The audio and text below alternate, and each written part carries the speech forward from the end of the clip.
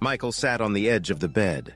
He was enjoying one of his favorite activities, watching his wife of 30 years now, who was getting ready for an evening of dinner and then dancing. This time was different from all the others. This time, as he enjoyed watching her, he was almost overwhelmed with sadness. She's prettier tonight than she's ever been in all the time I've known her, he thought. Dawn was going to turn 50 tomorrow, and since they had planned a family party to celebrate her birthday with her 2 children and their families, this evening was going to be a private celebration just for the 2 of them. As she sat at the dressing table, he deliberately looked over her face and body. She's still good, he reflected. Gorgeous hair, beautiful face, and the same trim figure she's worked so hard to maintain over the years. And don't forget that wonderfully shaped ass she teases me with all the time.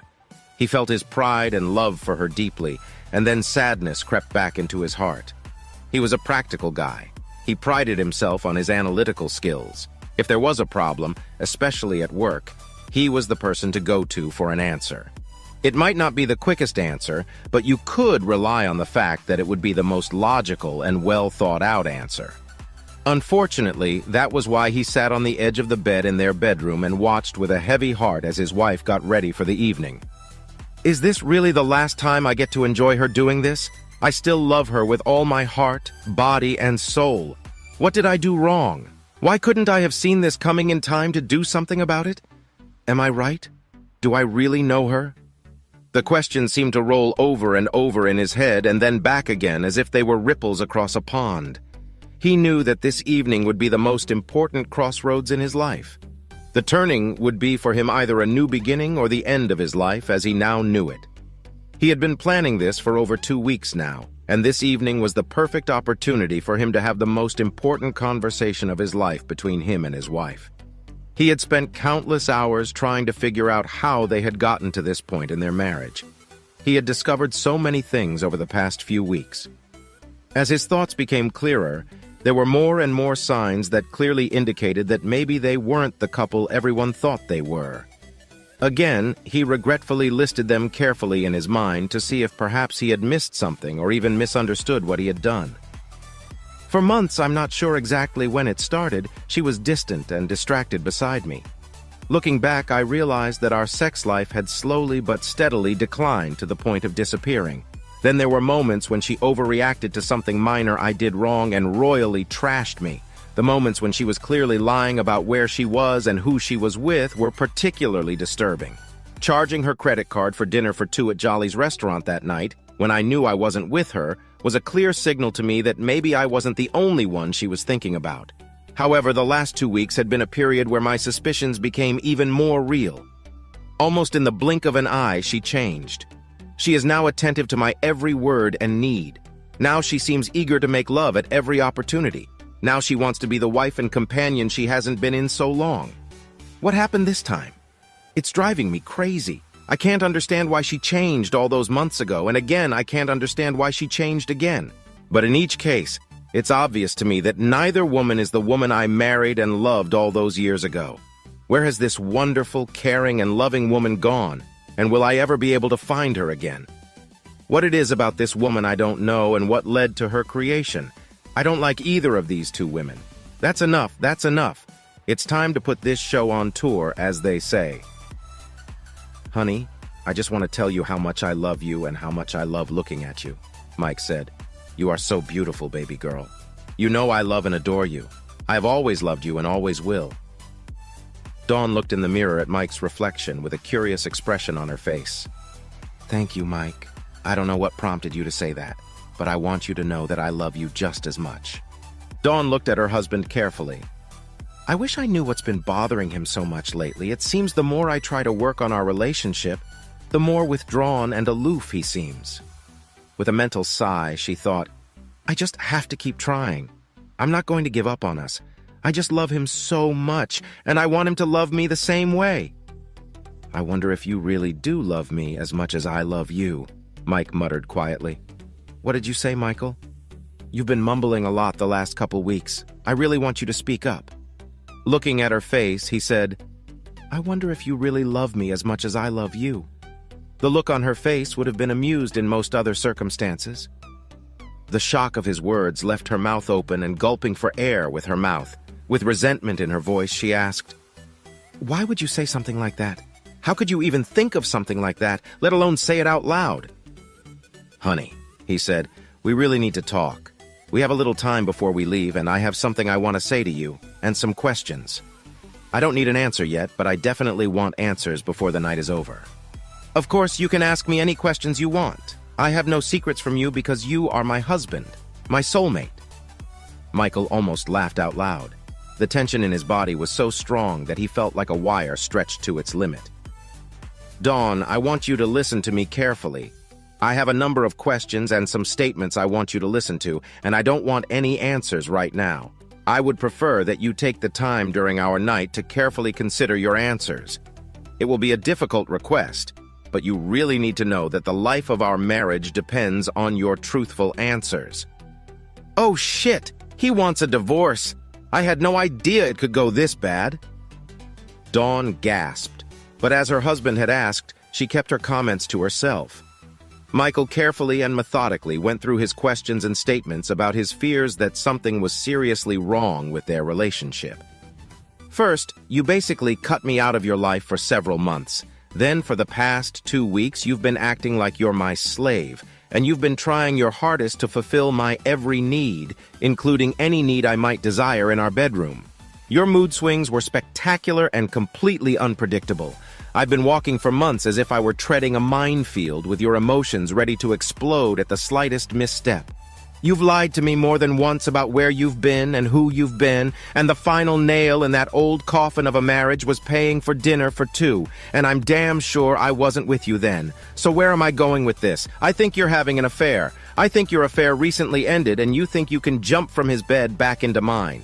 So the questions are: 1. Do you want a divorce? 2. Do you love him? 3. How many times and with how many guys have you cheated? 4. Do you want to stay in the marriage, and if so, will you continue to cheat further? And 4.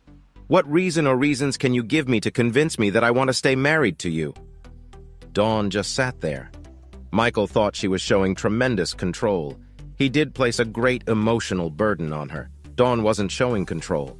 She was just at a loss for words. Michael stood up and said, "Dawn, finish getting ready and I'll meet you downstairs. We have to hurry or we'll be late for dinner."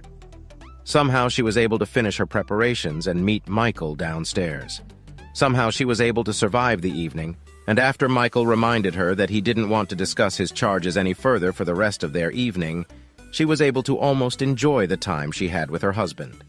She did have too much to drink, and by the time they got home, she was only ready for sleep and nothing else. She was mentally exhausted, and, having consumed alcohol, knew she was in no condition to continue the conversation with her husband. So she complained of fatigue and a headache. She quickly changed into her nightgown and climbed onto her side of the bed. Fortunately for her, she fell asleep instantly. Michael decided that he would postpone the discussion until morning, and wasting no time, went to bed. And surprisingly, he was able to fall asleep quickly and slept soundly all night.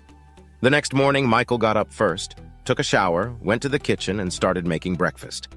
He started making coffee first, as he knew from years of experience that Dawn would come in soon, as she almost always did, because she wasn't the type to stay in bed for long. When she entered the kitchen, he was sitting at the table. "Can I get you a cup of coffee? Do you want some toast or something?" "Yeah. I want coffee, Michael. Thanks for the offer, but I don't think my stomach's ready for anything yet. Last night, with all that was said and done, and with alcohol on top, my stomach would rather do without breakfast." "Dawn, last night it was my turn to get all this crap on the table where we can really figure out where we're going and whether or not we're going to be together. This morning it's your turn, so I'm giving you the floor, and we'll see what's what." "Michael, I've been thinking a lot about what you said last night. I heard you when you emphasized the importance of truthfulness and candor in my answers. First, I want you to know that you are the only man I have ever loved, and that you are the only man I have ever slept with since our wedding day. I'll try to tell you in the same order you asked, as far back as I can remember. No, I never wanted a divorce from you. There is no lurking lover in the background, so I can easily say that I don't love this person who doesn't exist. Again, I've never cheated on you since we got married, so there is no army of men I've slept with to confess to you. I want to stay married to you more than life itself, and I will remain faithful to you until death finally do us part. That credit card charge was just a business dinner that you either forgot about, or worse, I forgot to mention to you. Finally, the only reason you would want to stay married to me is because I love you. I love only you with all my heart, body, and soul. It's my fault for being away from you for so long, and it's also your fault for being away from me. I believe we both went through a dry spell in our marriage and just didn't realize it at the time. Lately, I've started to realize again why I love you, and for the past 2 weeks, I've been trying to smother you with my love. It was my way of reigniting a fire that we had let almost go out. Michael looked up into Dawn's face, looking her straight in the eye. Dawn met his gaze with a calm face and never flinched once from his direct stare. Michael, you should know that I love you and only you. Michael continued to stare at his wife, then his face slowly changed. The expression of deep sadness and loss grew and grew until he looked like he was going to just die. Michael, what's wrong? Are you sick? Dawn was getting more anxious by the second. Do I need to call 911? Finally, Michael began to speak in a low, monotone voice. Dawn, I love you with all my heart and soul. I was hoping that we could finally be honest with each other. I think you just can't or won't. Be honest with me. I gave you every opportunity because I really wanted to stay married to you for the rest of our lives. Mike's voice began to grow stronger, and it was easier to hear the note of anger in his tone. I'm sure I did everything I could to save our marriage, and I know you didn't do your part. Michael reached into his desk drawer, pulled out a large manila paper envelope, and handed it across the table to his wife. Dawn, I still love you, but love is not enough, and I don't want to be your husband anymore. I filed for divorce. You need a lawyer. I don't want to see you or talk to you ever again. I'm going to pack some things, and I'll be leaving soon. I must say I am sorry, but as I don't believe you are sorry, I see no reason to think so. You made your bed, and now you'll have to sleep in it without me forever. Michael slowly got up and went straight upstairs, where he began to gather his clothes and toiletries. He had already gotten a hotel room, and on the advice of his attorney had made all the necessary financial arrangements to begin separating himself from his soon-to-be ex-wife. Dawn didn't realize what was happening. She was so stunned by Michael's words and actions that she was unable to act. She just sat at the kitchen table while Michael packed his things. When he left, she continued to sit motionless at the table for almost an hour. Finally, she managed to drag the dreaded envelope to her. She opened the flap and pulled out papers that clearly spelled out the end of her life with Michael. Why didn't he believe me? Why did he think such a terrible thing about me? I know we can work this out, but he didn't even give us a chance. Dawn looked at the paper without reading it, and then noticed that something was still in the envelope. It looked like a photograph, so she reached in and pulled it out. It was a picture of her making love. The photo clearly showed that she was on the marital bed in her own home. The photo also clearly showed that the man having her was not Michael. A scream escaped her lips. She realized that Michael knew. She thought that she had lied so carefully and so skillfully about her affair with Phil and that Michael would believe her. She ended the affair and honestly tried to repair the damage to her marriage and her husband. She didn't realize then, as she does now, that the only way to save her marriage was to be sincere and honest. Of course, since she had cheated on her husband, honesty and truthfulness were not among her top personal qualities. The bitterest pill to swallow was that her husband had left and was never coming back. She was sure that Michael would keep his word and that divorce was the only solution he would find acceptable. She was also sure that she had truly lost the only man she had ever truly loved. The final sad fact was that the affair with all its marvelous sex had not been worth a single moment of the time she had spent with her husband.